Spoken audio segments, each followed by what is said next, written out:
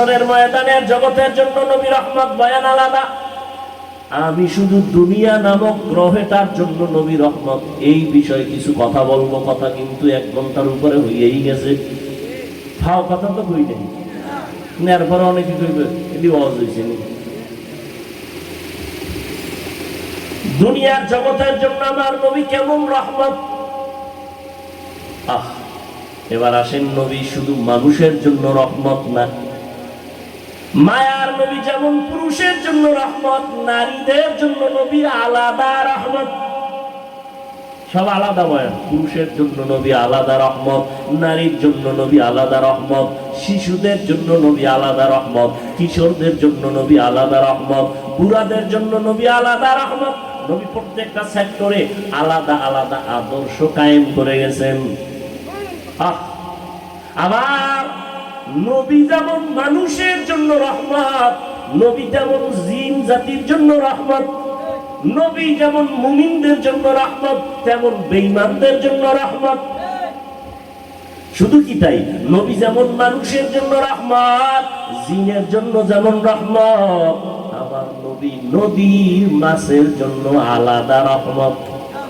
আমার নবী গাছের ডালের পাখিদের জন্য আলাদা রহমত, জঙ্গলের পশু প্রাণী যারা ওদের জন্য নবী আলাদা রহমত। শুধু কি তাই? আমার নবী এই জমিনে যত গাছ আছে সব গাছের জন্য আলাদা রহমত। ওয়ামা আরসালনাকা ইল্লা রাহমাতাল লিল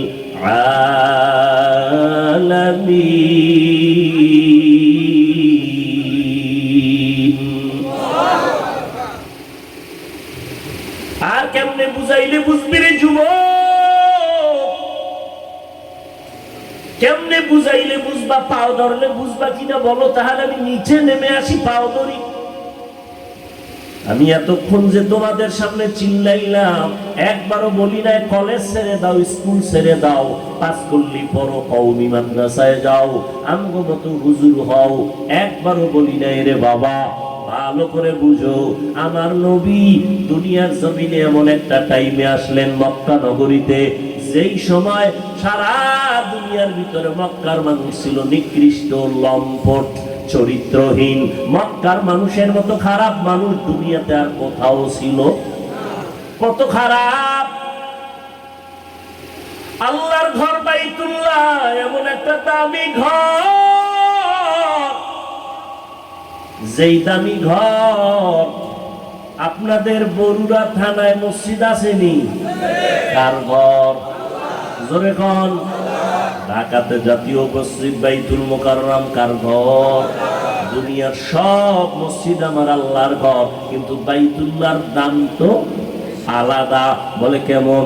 জাতীয় মসজিদটা দিয়ে তাকাইলে কোনো সওয়াব নাই, কিন্তু আল্লাহর ঘর বাইতুল্লাহর দিকে যতক্ষণ তাকায় থাকবা ততক্ষণ অনবরত সওয়াব।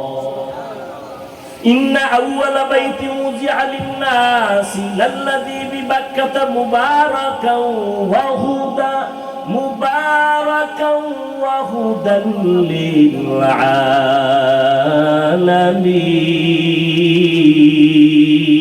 আলামিন। আল্লাহ পাক রহমতের নবীকে পাঠাইয়া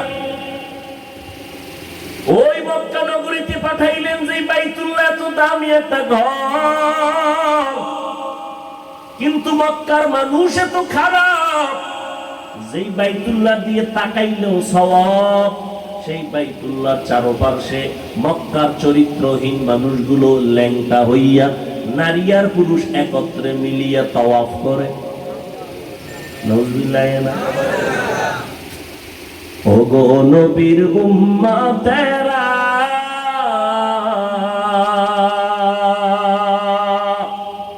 হয়ে আজি দিশাহারা, কোরআন হাদিসের চলো যখন যাহা চায় মনে,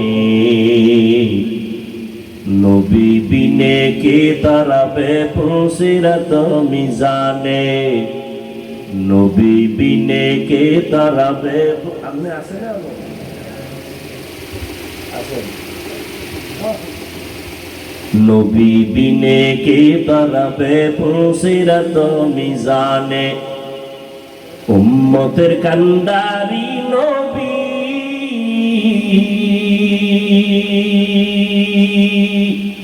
কাঁদছেন উম্মতের লাগি,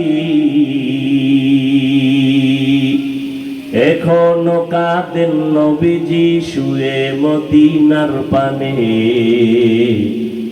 নবী বিনে কে দাঁড়াবে পুলসিরাত মিজানে, নবী বিনে কে দাঁড়াবে পুলসিরাত মিজানে।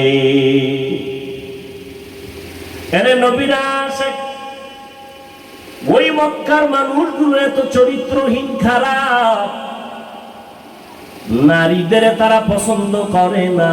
কন্যা সন্তান হলে লজ্জায় মাথা নোয়া দেয়, গোপন হয়ে যায়। এতটা খারাপ, কন্যা পছন্দ করে না, নারীদের পছন্দ করে না।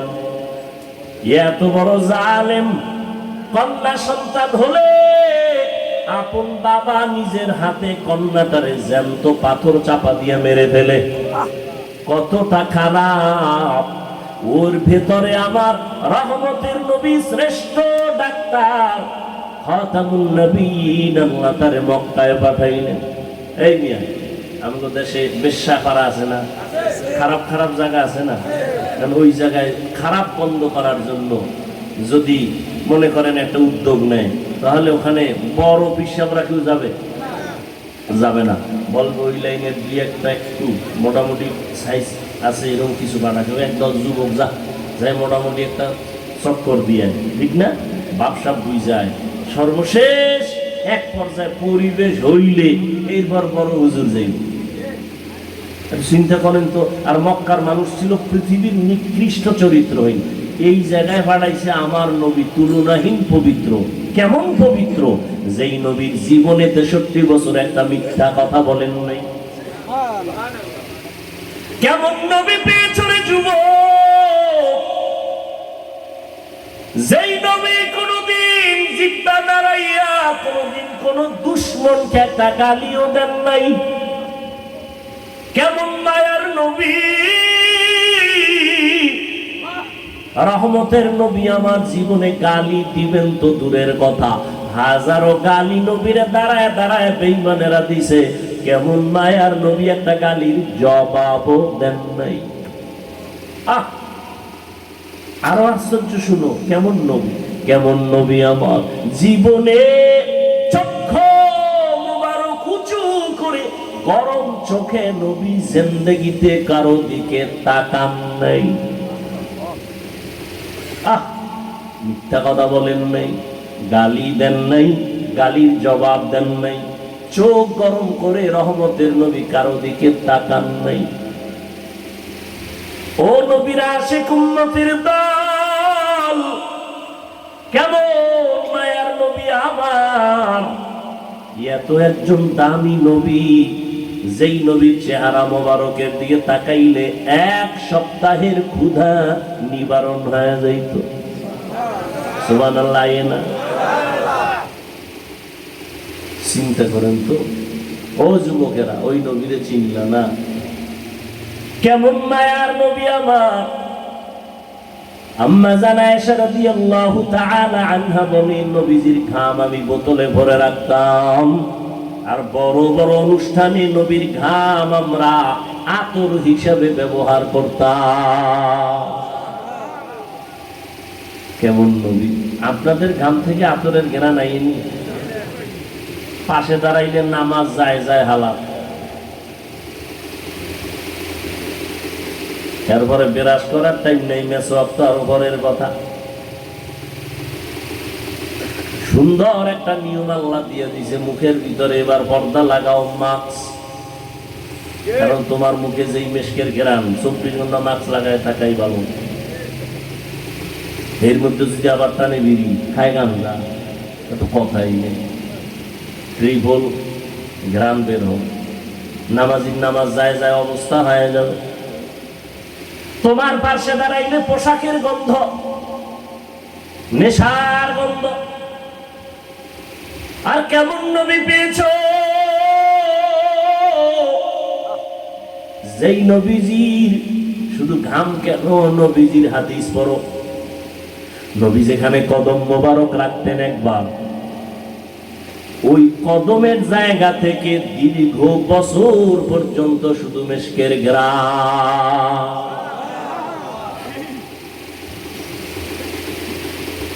কেমন মায়ার নবীর উম্মত হয়েছ, চিনলা না রে নবীর আশিক। করোনা করোনা করোনা মারাত্মক এক মহামারীর নাম। স্কুল বন্ধ, কলেজ বন্ধ, চাকরি বন্ধ, ব্যবসা বন্ধ, ফ্যাক্টরি বন্ধ, ট্রেন বন্ধ, বাস বন্ধ, সব বন্ধ বন্ধ বন্ধ। কিন্তু তাকায়া দেখ, আমার নবীজির মাদ্রাসা একটাও বন্ধ হয় নাই। তাকাইয়া দেখো, চাকরিজীবী চাকরি চাইরে, রিক্সা চালায়, ব্যবসায়ী ব্যবসা চাইরে দিছি, কিন্তু একজন নবীর আশিক কোরআনওয়ালা আলেম কোনদিন ভিক্ষা করে নাই। দেখছেন নি মাওলায় আর কি দেখাইনি। বাবায় করোনায় মরে গেল, ছেলে শিক্ষিত, লোকের টাকা দিয়া কয় লাশটা বাইরে ফালায় দাও, জানালা লক কইরা দিছে। কেমন কুলাঙ্গার সন্তান, জানালাটা খুইলা আর দেখেও নাই বাবার লাশটা কুত্তায় খাইলো নাকি জানাজা হলো। এই করোনার শত শত লাশ আমার দেশের প্রশাসনের কিছু পুলিশ ভাইরা আর আমার দেশের সিংহবাগ টুপিওয়ালা আলেমরা এই করোনার লাশগুলো নিজের কাঁধে নিয়ে গোসল করাইয়া, দাফন করাইয়া, কাফন পরাইয়া, জানাজা পড়াইলেন। একজন হুজুরেও করোনায় মরে নাই। আর কি দেখতে চাও? ও যুবক, দুনিয়াতে তুমি যার পেছনে ঘুরো সবাই স্বার্থপর, কিন্তু উলামায়ে কেরাম কারো স্বার্থের পেছনে নাই। এই দুনিয়াতে তোমার যদি নিরেট কেউ আপন থাকে, উলামায়ে কেরাম তোমার আপন। ইমাম সাহেবের বেতন দাও কত? কয় ৬,০০০, বাকি কয় ১৩ মাস। ঠিক নেই? অথচ ইমামের ঘরে খানেওয়ালার সংখ্যা তোমার ঘরে কম, কারণ তুমি তো ট্যাবলেট খাইয়া স্লোগান দিছো, ছেলে হোক মেয়ে হোক দুটোর বেশি নয়, একটা হলে ভালো হয়, না হইলে আরো ভালো। আর হুজুর মদিনার নবীর আশিক, ওই হাদিসটা পড়ছে, ওই বাড়ির মাইয়া বিয়া কইরো যেই বংশে সন্তান বেশি হয়। হুজুরের বড় বংশের মাইয়া বিয়া কইরা নিজেও সন্তান বাড়াইতেছে। বেতন কত? কয় ৬,০০০। টেনশন কি? কয় নো টেনশন। করোনায়ও টেনশন নাই, বেতন ৬,০০০, ১৩ মাস বাকি, টেনশন নেই।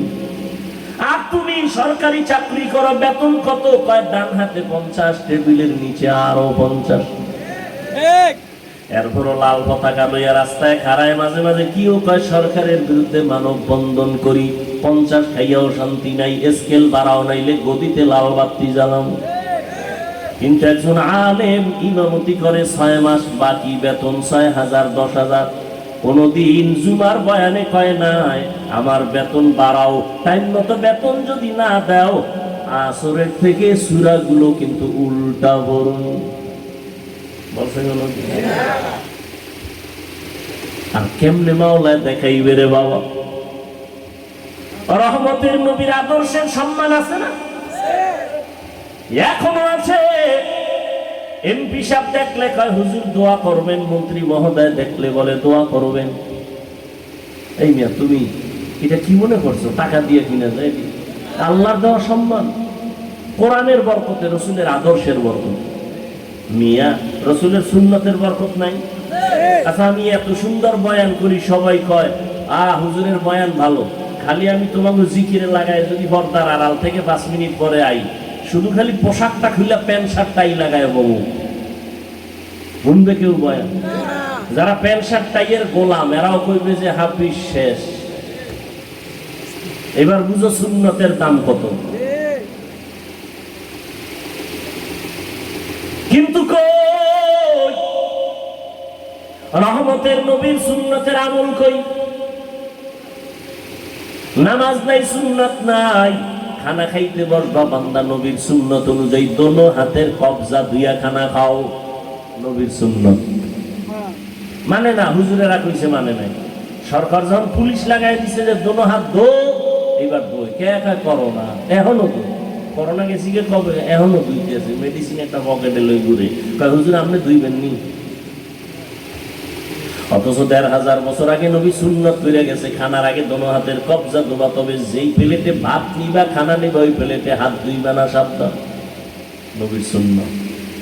খানা যখন খাইতে বসবা খবরদার চেয়ার টেবিলে বসবা না। রসুলের যুগে চেয়ার ছিল, টেবিল ছিল, কিন্তু নবী কোনোদিন চেয়ার টেবিলে খান নাই। খানা খাইতে বসে দস্তারখান বিছাও, খানার ডান দিক দিয়ে খানা শুরু করবা, বিসমিল্লাহ বলে পইরা গেলে উঠায় খাইও। আর তুমি যে মুমিন, তোমার দাম আছে। কয় কেমন দাম? কয় তোমার খানার বেঁচে থাকা যেটা তার নাম জুটা, এই জুটা পানিতে ফালাইও না। তোমার মুখের জুটাও আমার মাওলা বরকত দিয়া রাখছে, এটা পানিতে ফালাবি না। বিড়াল বইয়া রইছে তোর জুটা খাওয়ার জন্য, কুকুর অপেক্ষায় আছে, জিনেরাও বসে থাকে, মুমিনের জুটা খাবে। সর্বশেষ আজকে একটা সুন্নত নিয়ে যাও বাড়ি, জীবনে মৃত্যু পর্যন্ত কোনদিন খানার জুটা পানিতে ফালাবা না। একটা সুন্নত রেডি করো, পারা যাবে না ইনশাআল্লাহ? পানিতে ফালানো যাবে না, শুকনা পাত্রে রাখতে হবে। আমার রসুলের বয়ান করলে জিন্দেগি শেষ। আর এরা রসুলের চিনে না, কলিজা ফেটে যায় নবীর জন্য। নবীর সুন্নাত মানলে কত শান্তি, কত শান্তি, দেখতে কত স্মার্ট। তুমি ভিন্ন লাইনে কিসের স্মার্ট খুঁজো? রসুলের আদর্শের বাইরে কিসের স্মার্ট? মেসওয়াক করো, রসুলের আদর্শ। তুমি যদি পৃথিবীর স্বর্ণ দিয়ে বেরাস বানাও, আর সেই বেরাস করলেও তোমার মেসওয়াকের মতো দাঁত পরিষ্কার হয় না, আমি নিজে পরীক্ষা করে দেখছি। আর মেসওয়াকের তো সুন্নত তো আছেই। নবীজি ১০০ ফজিলতের কথা বলছেন, এর মধ্যে মেসওয়াক কইরা যারা চলবে এদের বড় একটা ফজিলত। মৃত্যুর সময় মেসওয়াকের বরকতে কালেমা জারি হয়ে যাবে। গ্রামের মানুষ কিন্তু মেসওয়াক বানাইতেন, আমরা ঢাকাওয়ালারা একটু কম পাই। এরপরও কারো ঘরে মেসওয়াক নেই, সব বেরাসের উপরে দিয়ে মেরে দিতেছে। ব্রাশ তো আমিও করি, বাকি আমাকে সুন্নত কি? মেসওয়াক। ব্রাশ আপনি করেন, দুই একবার করেন, সেটা ভিন্ন, কিন্তু মেসওয়াকটা কম্পালসারি বানায় নেন। আল্লাহ আমাকে সহ সবাইকে তৌফিক দান করেন। রহমতের নবী আমার যেই টাইমে মক্কা নগরীতে আসছেন, ওই টাইমে মক্কার মানুষগুলো এত খারাপ। রহমতের নবী সেই খারাপ মানুষগুলোকে এমন ভালো বানায় দিলেন আদর্শ দিয়া। আর একটু যাবো সামনে, উঠে খাই, এরা উঠে খায়, আমি উঠি, হের বাড়ি যাওয়া লাগবে, আমার যাওয়া লাগবে না। ভাইরা আমার, রহমতের নবী আমার মক্কার মানুষগুলোকে, ওই খারাপ মানুষ দেখছেন, এই এখানে আপনারা সবাই সচেতন, একটু খেয়াল করবেন, আমি ফাঁকে ফাঁকে একটু প্রশ্ন করবো। মক্কার মানুষ শুধু খারাপ না, চূড়ান্ত বলেন? সেই মানুষগুলোকে মাত্র 13 বছরের মধ্যে, কয় বছর, এতটা ফুল বানাইছে, ফুল। আল্লাহ জিব্রাইলের পাঠায় কয়েকটা লিস্টি নিয়ে যাও, নবীজিরে দেখাও, লিস্টির মধ্যে যাদের নাম আছে এরা বিনা হিসাবে জান্নাতি। এবার বলেন তো, এত খারাপ মানুষগুলোকে মাত্র কয় বছর, 13 বছরে জান্নাতি আল্লাহ টিকিট দিয়ে দিছেন, এতটা ফুল বানাইছেন। বলেন তো নবীজি কয়টা গালি দিছেন? একটাও না। বেতের বাড়ি, চোখ গরম। আর কি ওয়াজ করবো আপনাদের বলেন তো? আমার আর ওয়াজ নাই জানা। হেদায়েত দিলে আল্লাহ দিতে পারে, এছাড়া আর উপায় নেই। আর কেমনে আপনাকে বুঝাইলে আপনারা নিজেদেরকে একটু সংশোধনে নিয়ে আসবেন বলেন? এটা তো আমার আব্বার কাহিনী শুনাই নেই, এই এতক্ষণ বয়ান করছি, কোন বিশ্বাবের কাহিনী শুনেছি? সেই সাবজেক্টের উপরে বয়ান করলে আবার সেই লাইনে বয়ান চলবে। কোন মনীষীর ঘটনা শুনেছি? টোটাল বয়ানটা রসুলের উপরে চলতেছে। তুমি যেই রসুলের পাগল আশিক, সেই রসুলের মুহাব্বতের কথা শোনাচ্ছি, কিন্তু তোমার নমুনা কই? আশিকের ইশকের নমুনা কই? তোমার ঘরে চেয়ার টেবিলে খাবে কেন? তোমার ঘরের ভিতরে দস্তারখান নাই কেন? মেসওয়াকের আমল নাই কেন? এগুলো তো কোনো বিশ্বাবের আদর্শ না। কার আদর্শ? রসুলের আদর্শ। কোন বিশ্বাবের আদর্শ হলে বাদ দাও, আমিও বাদ দিই। রসুলের আদর্শ।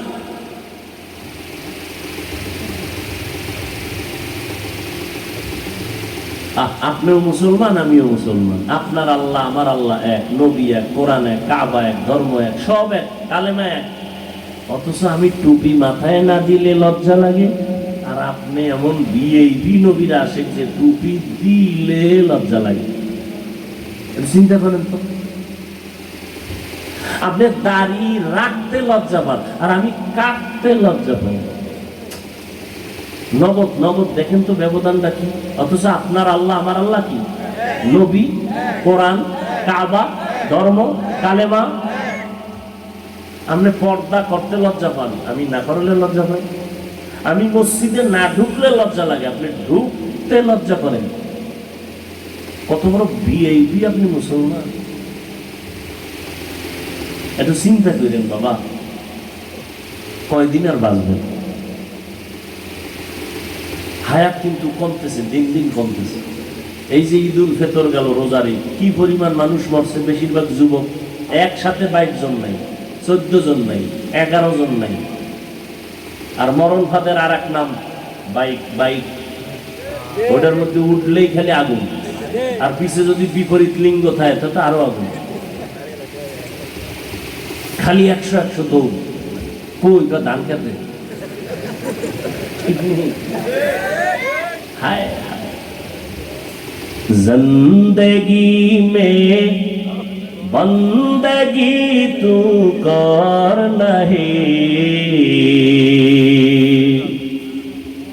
जिंदगी में बंदगी तू कर नहीं, जिंदगी पे बंदगी शर्मिंदा है, जिंदगी पे बंदगी शर्मिंदा है। এই বলুওয়ালারা দাওয়াত দিবেন নি? এই যারা আমাকে একটু অপছন্দ করে, এগো আমি দাওয়াত দিলাম, যাইয়েন আমার মাদ্রাসায়, ভিআইপি মেহমানদারি করাবো ইনশাআল্লাহ। আর আপনারাও আমার দাওয়াত দিন, আমি আসবো ইনশাআল্লাহ। দিনের স্বার্থে আসবো, কোনো ব্যক্তির জন্য না। কিসের জন্য? দিনের জন্য। আপনি আমাকে গায়ের মনে করেন কেন, বিপরীত মনে করেন কেন? এই দূরত্ব কমান, কমান দূরত্ব। আসেন আমার মাদ্রাসায়, হুজুর দাওয়াত দিব, চলেন আমাদের এলাকায়, কোরআন সুন্নাহর ওয়াজ করে যাবো, সমস্যা কি? ব্যক্তিগত কিছু মতানৈক্য তো, বাবার 5টা ছেলে, আরে বউ আর স্বামীর মধ্যে অনেক